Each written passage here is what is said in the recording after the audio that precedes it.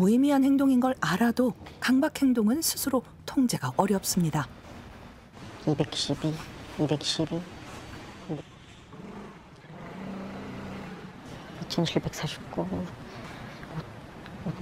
2820, 2820.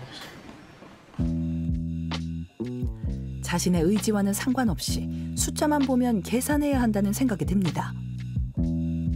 1239, 5239 맞지? 맞지? 7935, 7935 빼면 44 더해서 1654 나왔고요. 그리고 뭐 이렇게 16이랑 28이 있는데 곱하면 뭐 448 이런 것도 바로 나오는 것 같아요. 16 곱하기 28이 얼마라고? 448이에요. 그냥 머릿속에 숫자를 보면 무조건 더하거나 빼야겠다 이런 생각이 불쑥 들어요. 제가 계산을 하고 싶어서 하는 게 아닌데 그냥 불쑥 드는 것 같아요. 심투적으로. 올해 대학 입학 직후 강박 증세가 더 심해졌다는 현수 씨. 심지어 글자만 봐도 극심한 공포가 느껴질 정도였다는데요. 이 BBT에서는 일단 먼저 이런 알파벳으로 된 간단한 수식들 이런 거 모두가 살짝 계속 확인해야겠다는 생각이 강렬하게 들었고요. A 플러스 B는 B 플러스 A 이 간단한 알파벳조차도 내가 완벽하다고 생각할 때까지 봐야 되고 완벽하다는 생각이 들면 그때서야 멈출 수가 있게 되는 것 같아요. 뇌에서 자꾸 한 번 더 읽어라, 두 번 더 읽어라 이렇게 신호를 보내는 것처럼 계속 보고 있었던 것 같아요. 한 문장 하나를. 이런 게 강도가 엄청 세지다 보니까 점점 그 순간부터 딱 진짜 망했구나. 그냥 진짜 죽고 싶다 이런 생각을 제일 많이 했던 것 같아요. 방에 있던 책을 모두 치워버려야 할 정도로 글자에 대한 두려움이 커졌습니다. 차라리 가지 말자 학교를. 어차피 힘들게 공부도 안 되는데. 그래서 결국 모든 과목이 거의 F 아니면 D로 처리가 됐어요. 그래서 당연히 학교에서 장학금도 못 받았고 경고 문자도 날라왔고요. 한 가지 생각에 사로잡히는 강박 사고가 시작된 건 초등학교 6학년 때. 하지만 현수 씨는 물론 부모님도 증상을 눈치채지 못했습니다. 전교 1, 2등을 놓치지 않을 정도로 학업 성적이 뛰어나 조금 엉뚱한 거라고 대수롭지 않게 넘겼습니다. 그때 의사가 되고 싶어서 그냥 문득 의사 가운을 입고 짓게 됐어요. 뭔가 정신적으로 예민하고 조금 독특하다는 걸 이때부터 알았기 때문에 이런 증상들에 대해서 조금 깊게 연구해보고 싶다. 이때 조금 내 증상이 병적인 증상이었다는 거를 일찍 깨달았으면 어땠을까 이런 마음이 좀 드는 것 같아요. 올해 5월이 돼서야 현수 씨는 본격적인 약물 치료를 시작했습니다. 약 먹고 한 달 지나서 서서히 느껴졌는데 뭔가 머릿속에 있는 잡생각들이 조금 훨씬 줄었고 그리고 뭔가 마음이 조금 더 편안해진 느낌이 좀 느껴졌던 것 같아요.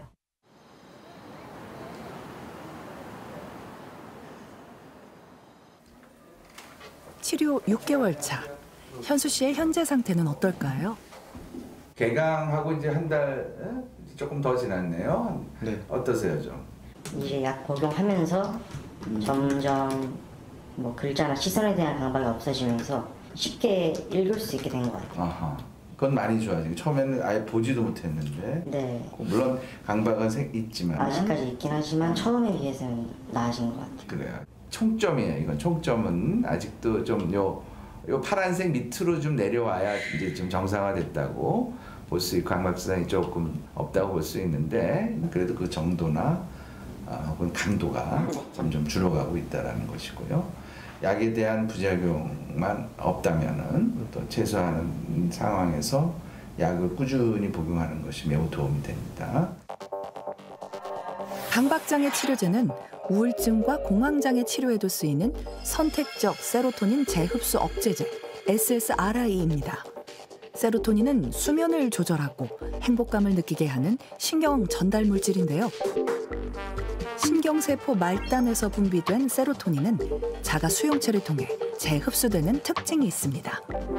SSRI는 이런 세로토닌의 재흡수를 차단해 시냅스 안의 세로토닌의 농도를 높이고 신경세포 간의 균형을 회복함으로써 강박 증상을 완화하는 데 도움을 줍니다.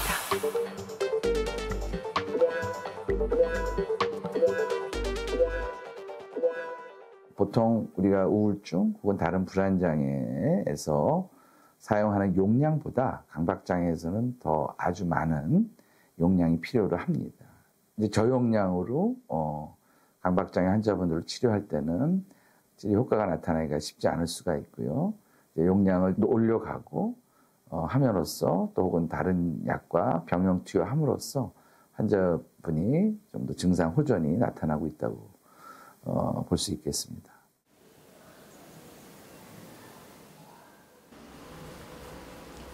지우 씨는 3년 전 대학 입시를 준비하면서 통제하기 힘든 강박사고를 경험했습니다.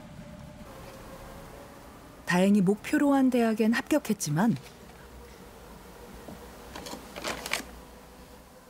불행한 일을 겪은 다른 사람의 상황과 자신을 연관시키는 강박사고는 여전히 지우 씨를 괴롭히고 있는데요. 최근에는 청결 강박까지 생겼습니다.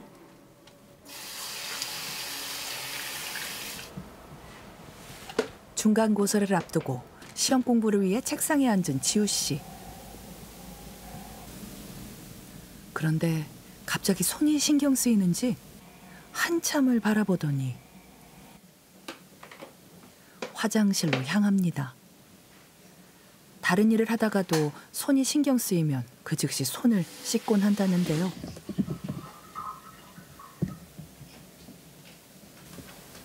비누칠을 꼼꼼하게 하고 정성 들여 손을 씻는데요. 그런데 마치 처음 씻는 것처럼 다시 한번 공을 들여 손을 씻습니다.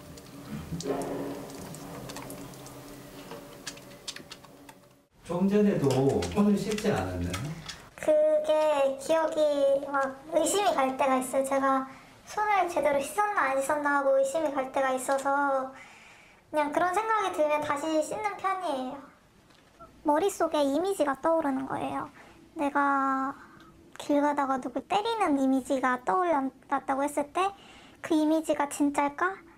아니면 그냥 내 기억일까? 아니면 내 머릿속에서 만들어낸 이미지일까? 자꾸 그걸 고민을 하는 거예요. 그래서 생각을 자꾸 하다 보면 그 경계가 희미해져서 내가 진짜로 길 가던 사람을 때린 것 같고 그런 느낌이 들고 그러면 제가 하고 싶지 않은 걸 한 거잖아요. 그러면 그것 때문에 하루 종일 신경이 쓰이고 기분이 안 좋아요. 안 좋은 생각들이 자꾸 떠오르자 지우 씨는 그 생각들을 노트에 적기 시작했습니다. 원래는 정리를 머릿속으로만 하다가 일단 노트에 적어놓고 잊어버리자 이런 식으로 해서 노트에 생각을 쓰기 시작했는데 그런데 그게 또 생각에 꼬리를 물고 노트를 잊어버리면 어떡하지? 이런 생각이 들고 그 생각이 들기 시작해가지고 지금은 무언가를 잃어버리는 거에 대한 두려움이 있는 편이에요. 노트를 잃어버리거나 누군가 읽을 게 두려워 책장 깊숙이 숨겨둡니다. 보면 안 돼요? 네. 저는 제가 하는 생각이 이상하다고 생각을 해서 그걸 남들이 보는 게 좀 그래요. 그냥 사람을 때렸으면 어떡하지 하는 그런 류의 다양한 생각들이 여러 개 적혀 있을 뿐이에요. 안 좋은 생각을 떨치는 데는 도움이 됐지만 대신 물건 분실에 대한 강박사고가 그녀를 괴롭혔습니다. 태블릿 여기 써있는 거 확인하고 넣고 핸드폰도 여기 써있는 거 확인하고 외출할 때마다 가방에 넣을 물건을 메모해 잃어버린 물건은 없는지 꼼꼼히 확인하는데요. 이렇게 만반의 준비를 해도 거리를 걸을 땐 자꾸 주변을 힐끗거립니다. 길 가다가 이런 식으로 눈에 띄는 게 생기면 집에 가다가도 확인을 하게 돼요. 그냥 잃어버린 노트 일부나 그런 걸 수도 있겠다라는 생각이 들어서. 분명 노트는 책장 깊숙한 곳에 있는데 흰 얼룩이 왜 노트의 일부처럼 보이는 것일까? 뭐든지 완벽하고 없어지면 안 되고 또는 뭐 문단속 이런 거 확실하게 되어야 하는데 이게 확실한지 아닌지 불확실한 상황을 못 견디는 거죠. 그래서 계속 반복을 하게 되기 때문에 이제 이거는 확인이라는 강박 행동으로 나오지만 그 기저에는 본인이 불확실성을 못 견디는 성격적인 특성, 완벽주의적인 성격, 그게 핵심에 있는 것 같고요. 강박장애가 있는 사람들은 왜 원하지 않는 생각과 행동을 반복하는 것일까? 김민아 교수는 레이 오스테리스 복합도형검사 도구를 활용한 실험을 통해 그 이유를 알아냈습니다. 강박장애 환자에게 도형을 보고 외우게 한 뒤 안구의 움직임을 관찰했더니 강박장애가 심한 경우 전체보다 세부적인 부분에 집중하는 경향이 나타났습니다. 전체적인 그림을 보고 그림을 외울 때 보통 사람들은 이제 테두리를 먼저 외우고 나중에 세부적인 부분을 외우기 때문에 시선을 고르게 분산해서 보려고 하는 게 안구운동 검사 결과 자체에서 나옵니다. 근데 강박증 환자분들은 왼쪽 위에 있는 십자가 모양이라든지 아니면 오른쪽 가운데에 있는 사람 얼굴 모양 같은 점이라든지 이런 부분만 집중해서 보면서 이거는 강박증 환자들에서 나타나는 세부에 집착하고 전체를 보지 못해서 그것 때문에 괴로워하는 그 형태가 가장 잘 나타나는 검사 결과라고 생각이 듭니다. 네, 오늘 주제가 강박장애인데요. 이 강박장애의 핵심이 뭔가 이렇게 불안한 생각을 없애기 위해서 반복적인 행동을 하는 게 강박장애인 것 같은데 정확하게 구체적으로 좀 교수님 풀어주실 수 있을까요? 이 강박사고는 되게 본인이 원치 않는데 계속 침투적으로 파고드는 생각이나 또는 충동이나 이미지가 계속적으로 본인한테 다가와가지고 불안이 생기고 또 불편감이 생기죠. 그래서 이제 이 불편감을 해소하기 위해서 이 행동 때문에 일상생활의 장애가 심각할 때 우리가 이 강박장애라고 할 수 있습니다. 내가 병균이나 세균에 감염이 되면 어떡하지? 라고 하는 생각이 떠오르는 강박, 오염 강박이 있을 수 있고요. 뭔가가 잘못됐어. 그리고 나의 기준대로 돼야만 해. 라고 하는 강박사고가 있는데 내 기준이 충족될 때까지 계속적으로 점검하고 맞추고 금기시되는 생각들. 대부분 어떤 성적으로 혹은 종교적으로 그런 금기시되는 생각들이 있는데 내가 혹시 동성애자는 아닐까? 혹은 나는 신성 모독적인 행위를 저지르진 않을까라고 하는 생각들, 이미지가 머릿속에 떠오를 수도 있고요. 다양한 형태로 강박 증상들이 나타날 수가 있습니다. 생각이 어떤 생각이 들면 이건 이 생각은 정말 그대로 행동으로 나타난다고 믿는 사람들이 있어요. 내가 생각하면 나는 그 행동을 할 것이다. 응? 그럼 얼마나 두렵겠어요. 예를 들어서 그렇죠. 어떤 목사님인데 갑자기 설교할 때 하나님 그 욕을 하고 싶은 욕이 이렇게 튀어나오는 거예요. 그래가지고 참느라고 정말 괴로운데 어떻게 해가지고 병원에 왔는데 네. 그 얘기를 처음으로 이제 하고는 우선 얘기를 하고 나서 편해졌어요. 근데 그 분석을 그분하고 해보면 그분의 어떤 대표적인 게 이제 그 강박 사고가 굉장히 혐오스러운 그 생각이 떠오르는데 그거를 이 생각이 떠오르면 나는 그 행동을 할지 몰라, 할 거야, 불안해. 사고, 행동 동일시 내가 떠오르면 그게 그런 증상, 그런 인지 패턴을 가지고 있으면은 굉장히 고통스러워요, 정말.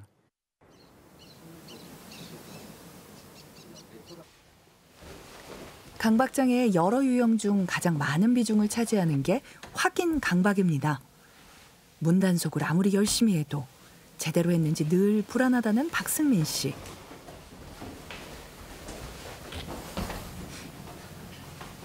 한 번만 더 확인할게요. 어떤 거 확인하는 거예요? 좀 옥상문 근데 마지막엔 안 만지고 확인해가지고. 눈으로 보고도 믿지 못해 직접 몸을 부딪혀 문이 잠긴 걸 확인합니다. 방에 있는 고양이가 안전하게 잘 있는지 확인하는 것도 승민 씨의 중요한 일과인데요. 이정도보다 안 닿게 조심하고. 고양이 주변에 있는 콘센트 구멍은 반드시 막아둡니다. 어떻게든 그냥 고양이 잘 들어가서 그냥 합선될 수 있다는 그런 불안감이. 머리로는 쓸데없는 생각이라는 걸 알고 있지만 콘센트도 인덕션도 수시로 여러 번 확인해야만 마음이 놓입니다. 개털이 만약에 들러붙은 게 있잖아요. 그럼 혹시나 뜨거워서 불 붙을 것 같아가지고 그 털에 불이 잘 붙잖아요. 그래서 약간 화재 같은 거. 콘센트는 다 뽑혀 있는지, 방마다 불은 다 껐는지, 그리고 창문은 제대로 닫혀 있는지 한 번 확인한 곳도 2번, 3번, 수십 번도 더 확인합니다. 1층에서 더 확인을 해도요. 또 불안하거든요. 2층 고양이가 탈출하지 않았을까, 문으로. 내가 잘못 확인하지 않았을까, 혹시나. 불안해서 다시 1층에서 3층으로 몇 번 올라갔다 내려갔다 합니다. 보면 이렇게. 승민 씨의 지나친 확인 강박은 가족들의 일상에도 영향을 미치기 시작했습니다.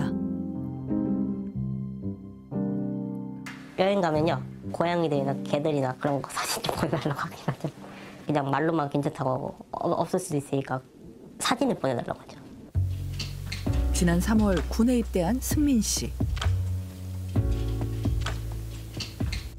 여기 보면 군대가 3월 11일에 입대였거든요. 초등학교 때 이후 승민 씨가 집을 떠나 생활한 건 이때가 처음이었습니다.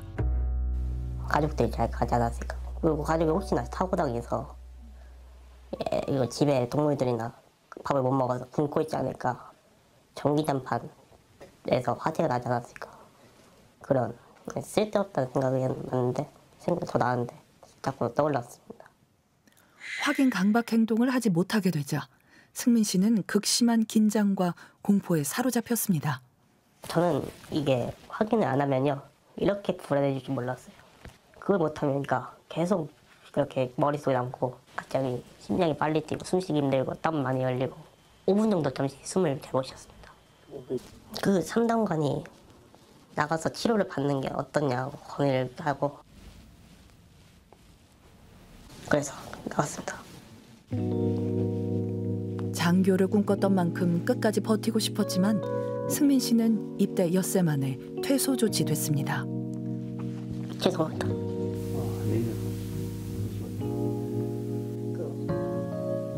군대에서 이런 시간을 보내다 보니까 잘 버틸 수 있을까 생각이 들어가지고 그게 좀 많이 걱정이 되긴 했습니다.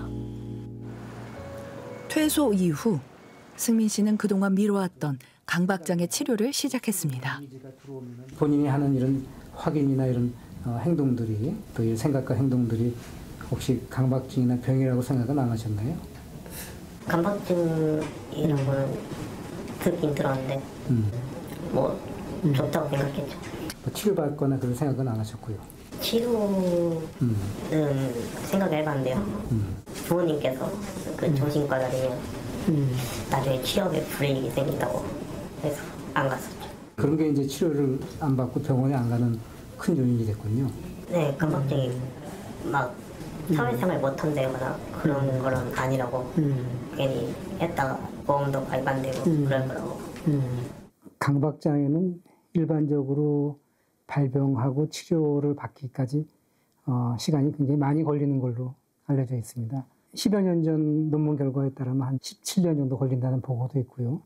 또 최근에는 저희들이 생각하기에는 그 강박장애에 대한 홍보가 많이 돼서 비교적 그 당시보다는 좀 발병 후 치료까지 걸리는 시간이 많이 줄었다고 생각이 듭니다. 발병 후 치료가 오래 걸리는 이유가 초기에 증상이 생기면서 증상이 아주 심하게 생기지 않고 서서히 조금씩 이제 생겨나가면서 거의 본인들이 어느 정도 숨기게 되고 또 감추게 되고 소화기에 생기게 되면 부모님들이 이 병이 혹시 알려지면은 또 여러 가지 불이익을 받게 되지 않을까 이런 굉장히 불안한 생각 때문에 더 치료를 지연시키게 되고요.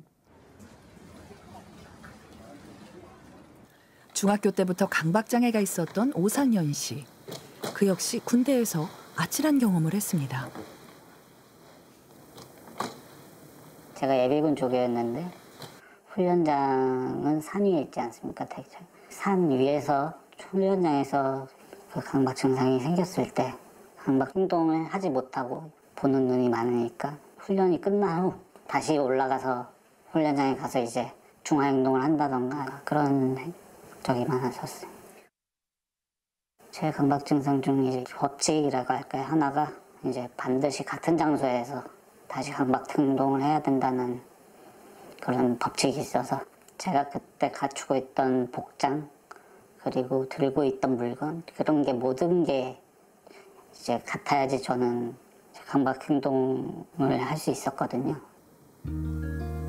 강박장애를 소재로 웹툰 연재를 준비하기까지 참으로 오랜 시간이 걸렸다는 상현 씨. 웹툰 작가로서나마 꿈을 꾸게 된 이유도 시작은 다 이 책이었다고 보시면 될 것 같습니다. 상현 씨의 보물 1호라는 삼국지 전집인데요. 그런데 60권 중에 딱 한 권이 비어 있습니다.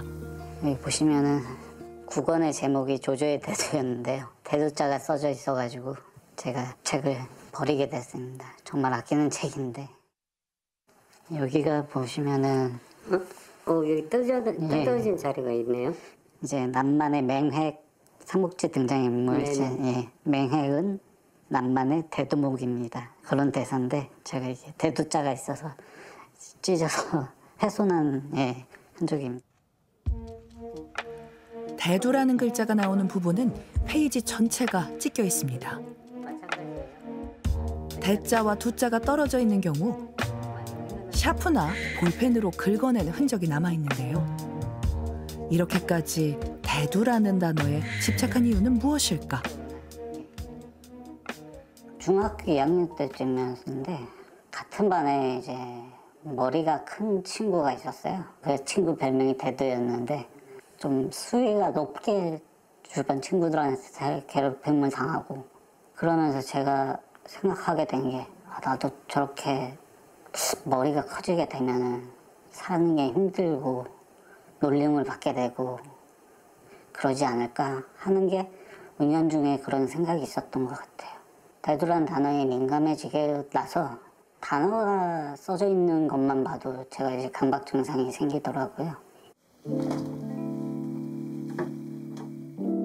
심지어 집안에 대두라는 단어가 쓰인 물건이 있는 것조차 견딜 수 없을 정도로 괴로웠다는 상현 씨. 여기 보시면은 대두라고 써져 있죠.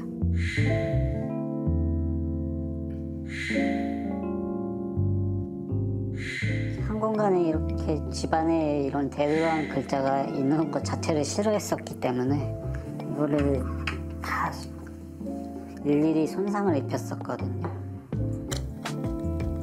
일상생활이 불가능할 정도로 강박 행동이 심해지자 상현 씨는 입원 치료까지 받았습니다.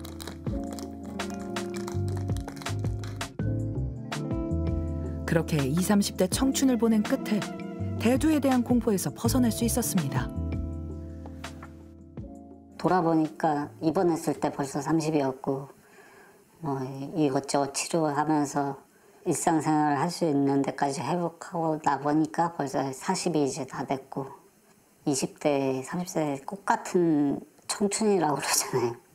근데 그 시절에 그 병마와 싸웠다고 해야 되나 뭐 그렇게 보냈다 보니까 또 억울하기도 하고 이제 잊고 뭐 나아가라는 말을 너무 들어서 그게 잊혀지지가 않죠. 발병 이후 치료까지 오랜 시간이 경과하면 그 기간 동안에 소위 그 강박증을 관여된다는 뇌 부위의 어떤 이상이 좀 더 진행될 수도 있고요.